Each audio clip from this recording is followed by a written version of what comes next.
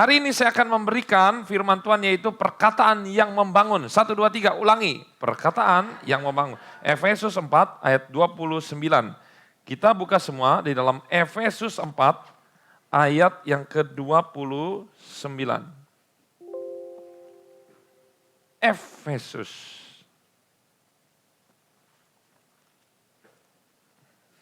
4 ayat 29. Sudah semua katakan amin. 1, 2, 3. Janganlah ada perkataan kotor keluar dari mulutmu, tetapi pakailah perkataan yang baik untuk membangun, di mana perlu supaya mereka yang mendengarnya beroleh kasih karunia. Bapak Ibu tahu nggak? Di sini dikatakan judul perikopnya apa? Supaya kita nggak usah terlalu banyak. Apa? Manusia baru. Jadi ciri manusia baru itu yang hidupnya baru itu dia mempunyai ciri khas yaitu perkataannya, perkataan membangun. Di sini dikatakan pakailah perkataan yang baik untuk membangun. Tuh lihat.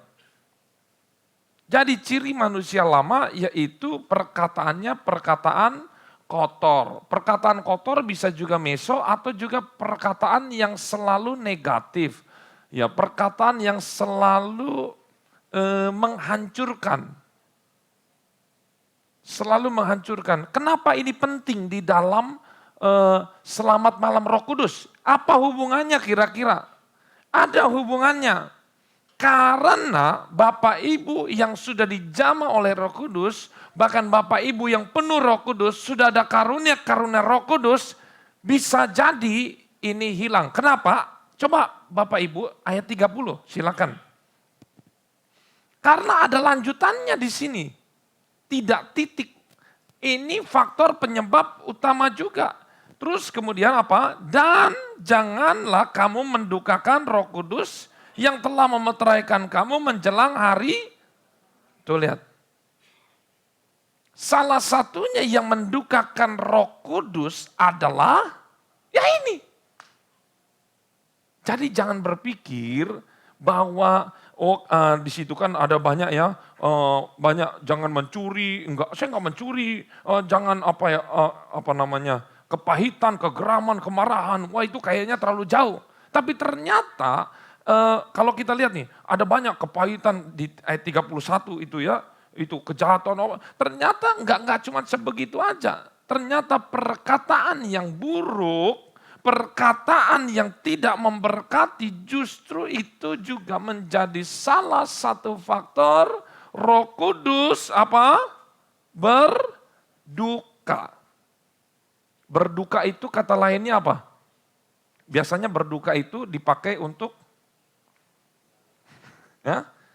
untuk pernikahan atau apa? Kelahiran. Kematian. Artinya apa berduka? Roh Kudus berduka, bukan hanya Roh Kudus bersedih, artinya Roh Kudus bye-bye. Tahu ya? Siapa yang meninggal? Saya.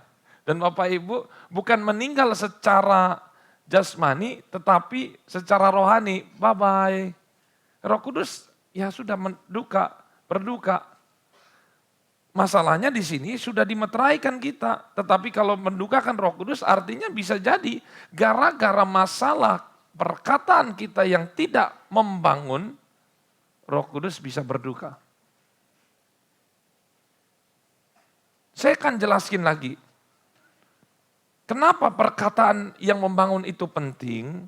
Karena yang pertama, perkataan kita itu dikatakan perkataan itu apa? Perkataan mengandung apa ini? Ada apanya? Elemen di dalamnya yang keluar. Suara, betul ya?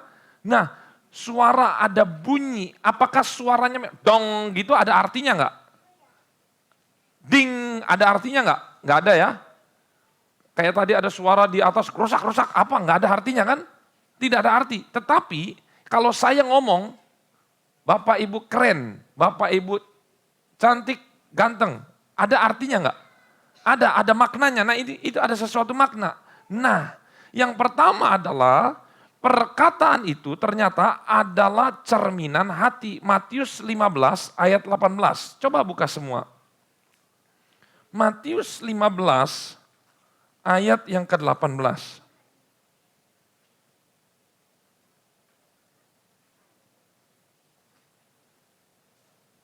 Nanti lanjut ya 19 begitu.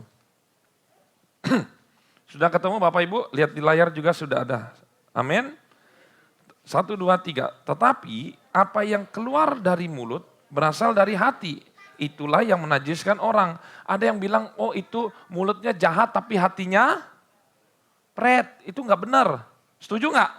Enggak. Jangan percaya, bohong. Saya lebih percaya Alkitab. Orang yang mulutnya kasar, hatinya baik. Enggak lah, saya lebih percaya Alkitab. Mulutnya kasar berarti hatinya lebih kasar lagi. Coba Bapak Ibu, coba kita bicara fakta nih. Kita kadangkala kalau disakiti atau dijelek-jelekin apa segala macam, seringkali mana dulu yang keluar lebih cepat? Hati dulu atau mulut dulu? Ayo.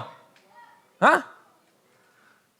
Ketika orang jahatin kita, terus kita mau balas atau kita mau nimpalin orang apa segala macam, yang seringkali mulut dulu yang keluar, sesuatu yang gak enaknya, atau dari hati dulu? Dari hati dulu. Karena hatinya udah gak tahan, dijelek-jelekin, usdugal, bahasa Jawa Barat, udah apa ya? Dongkol, udah ikan tongkol, akhirnya keluar lewat suara. Karena di sini sudah tidak tahan. Tapi di sini sudah ada suara-suara belum? Sudah ada dari hati dulu. Jadi kalau katanya perkataannya jahat tapi hatinya baik, bohong. Justru hatinya jangan-jangan 2 atau 10 kali lipat lebih jahat dari perkataan mulutnya. Karena di sini jelas dikatakan apa yang keluar dari mulut berasal dari hati. Tuh. Terus 19. Kita baca, sudah, itu cepat juga. Karena dari hati timbul segala pikiran. Nah ternyata Bapak Ibu bukan dari mulut. Segala pikiran jahat itu munculnya bukan dari mulut. Mulut ini cuma media. Betul ya, setuju? Mulut cuma media. Bedanya kita dengan orang bisu, yang lahir dari bisu, itu bedanya kalau orang bisu tidak mengeluarkan suara yang berarti, kita mengeluarkan suara yang berarti. Tetapi satu faktor, kesamaannya Pak, sama-sama apakah orang bisu nggak punya hati yang jahat? Hati yang dongkol? Enggak, sama kan? Sama kan? Cuman dia nggak bisa ngomong aja kan? Ngerti sampai sini? Bedanya itu. Jadi dari hati timbul segala pikiran jahat, pembunuhan, dan segala macam. Buka lagi Matius 12. Matius 12 ayat 34.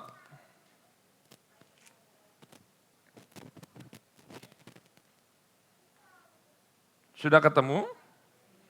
Hai kamu keturunan ular beludak, bukan kita ya, bukan. Bagaimanakah kamu dapat mengucapkan hal-hal yang baik, sedangkan kamu sendiri jahat? Karena yang diucapkan mulut meluap dari, sekali lagi, yang diucapkan mulut meluap dari, 35, orang yang baik mengeluarkan hal-hal yang baik dari perbenaran yang baik. Dan orang-orang yang jahat mengeluarkan hal-hal yang jahat dari perbendaharaan yang jahat. 36. Tetapi aku berkata kepadamu, setiap kata sia-sia yang diucapkan orang dipertanggungjawabkannya pada hari penghakiman. 37 terakhir, karena menurut ucapanmu engkau akan dibenarkan dan menurut ucapanmu pula engkau akan dihukum. Tuh lihat. Jadi perkataan yang sia-sia bunyinya, yang negatif, bahkan menurut kita keren apa segala macam, itu dihitung. Anak muda lihat di sini. Setiap perkataan yang sia-sia, tahu ya perkataan yang sia-sia? Enggak penting ngomong su. Nah itu kan, apa itu? Maksudnya biar keren. Ya, binatang semua keluar. Ini 1, 2, 3 binatang mulai dari yang haram, yang tidak haram, semua keluar semua. Belum lagi perkataan-perkataan apa yang perkataan nyentriknya Surabaya, belum lagi perkataan, pokoknya segala macam perkataan yang nggak enak didengar. Itu semua asal aja. Itu semua dipertanggungjawabkan. Jadi begitu berapa nanti kita di persidangan Tuhan, berapa kali kita ucapkan ini, berapa kali kita dipertanggungjawabkan. Jadi apa yang kita ngomong ternyata itu semua dicatat. Om, saya nggak ngomong om, cuman jempol saya yang ngomong, sama aja. Yang ngetik-ngetik itu malah lebih gampang nyatatnya kan. Makanya udah ada grup-grup begitu sering ngomong, grupnya rame-rame tapi ucapannya itu jelek semua. Itu hati-hati. Orang Kristen itu tidak boleh seperti itu. Perkataannya harus membangun. Perkataannya itu mengintimidasi. Kalau sekarang zamannya anak muda itu perkataannya suka membuli orang. Satu kesaksian, saya dari kecil selalu dibilang jelek oleh teman saya, oleh keluarga besar saya selalu dibilang jelek. Dan akhirnya saya percaya diri saya jelek. Pertama, gigi saya maju. Jadi saya paling gak suka senyum. Jadi kalau orang senyum, saya nggak mau balas senyum, apalagi cewek, karena saya udah berpikir gigi saya jelek. Sampai tiba waktunya SMA, ketika saya berjalan, karena saya berpikir diri saya jelek, saya nunduk. Saya udah kurus, kayak Pak Anton begini, lebih kurus lagi mungkin. Ya, tinggi, jangkis itu apa ya? Tinggi, najis begitu ya, teman-teman bilang. Itu kata teman-teman. Ya, udah begitu, badan saya tadinya tegap menjadi bongkok. Yang membuat saya bongkok karena segala sesuatu perkataan yang saya makan sendiri. Saya percaya omongan orang-orang, terutama keluarga saya, ya karena bandingin dengan anaknya mereka, keluarga mereka, saya jelek. Akhirnya saya berpikir, saya manusia jelek. Akhirnya itu merubah segala sesuatu. Akhirnya sifat saya jelek. Ketika saya kuliah, saya juga berlaku jelek. Ketika orang tua berkata A, saya melakukan yang Z. Pokoknya saya melakukan seperti apa yang mereka taruh di dalam pikiran saya. Ini bahaya. Ini bahaya. Kalau itu terus-menerus merasuk dalam kehidupan kita, berantakan. Apakah waktu sekolah Alkitab saya selesai? Tidak. Belum. Justru di sana saya terapi. Sesudah saya penuh dengan Roh Kudus, di situ mulai terapi, kemudian, tapi bukan itu juga. Efek dampak baiknya adalah ketika saya ketemu Tante Rere. Ini justru keluarga yang justru perkataannya positif. Bahkan mertuanya, ya ibu mertuanya apa segala macam, bilang saya ganteng. Ya, jujur, ganteng, bagus apa, saya suka dibeliin jalan-jalan. Oh ini bagus, ini kamu keren, kamu ini apa. Saya berpikir saya sedikit aneh. Saya jelek kok dibilang ganteng. Saya berpikir, saya ternyata ganteng ya. Saya baru sadar di keluarga jadi gini, keluarga salah masuk. Ternyata saya berpikir selama ini saya itu berusaha untuk berenang. Berusaha untuk berenang berarti saya itu selama ini salah tempat. Harusnya saya terbang bersama dengan burung, tetapi saya berusaha berenang. Jadi kalau burung diajak berenang, cocok apa enggak? Enggak cocok. Kalah apa enggak? Ya malah apes, berenang, kelelep enggak? Kelelep. Ternyata di mana lingkungan saya tinggal itu mempengaruhi kembang sayap saya. Setelah saya menemukan satu titik kembang sayap saya bisa bertumbuh, disitulah bulu-bulu saya mulai kering, dan saya mulai terbang. Saya udah gak peduli lagi. Orang berkata apa, gigi kamu, silakan nih, ini di kamera, di video. Mau gigi saya maju, mau gigi saya mundur, saya tetap saya. Mau saya botak, mau saya rambut gondrong, saya tetap saya. Saya tidak bisa dijatuhkan atau direndahkan hanya dengan fisik. Hati-hati Bapak Ibu, hati-hati. Siapakah yang tahu ini semua? Harusnya dari kita sendiri. Satu waktu pelayanan di Rungkut, saya pernah ini tentang percaya diri. Saya khotbah kepada anak-anak muda. Waktu itu pas kebetulan kaca mata saya hilang satu. Kacanya ini hilang satu. Lagi saya khotbah, terus saya bilang, kira-kira saya ganteng nggak? Ya saya nggak peduli juga mereka bilang saya jelek, karena saya tahu saya ganteng. Ya betul, saya harus percaya diri. Terus saya keluarkan, ini kira-kira kalau kalian ke gereja pakai kacamata satu, kira-kira percaya diri, saya biasa aja. Pas waktu itu juga sepatu saya kayak Donald Bebek, tahu ya? Pas lagi mangap, dia harus nyeret-nyeret. Jadi bayangkan udah kacamata, sudah kakinya kebuka. Kira-kira waktu khotbah di depan umum, langsung ngedrop apa enggak? Harusnya langsung ngedrop. Tetapi saya tidak mau dikuasai oleh keadaan. Ingat, perhatikan ini. Jangan keadaan menguasai diri kita. Mau keadaan buruk sebagaimanapun, saya adalah saya.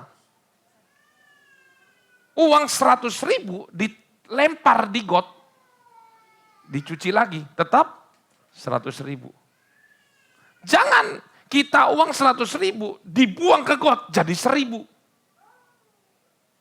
Jadi kebanyakan orang harusnya potensinya besar, potensinya luar biasa. Tapi karena orang lain menekan kita, sebenarnya Bapak Ibu, orang lain yang menekan kita, saya baru tahu semakin percaya diri hari ini.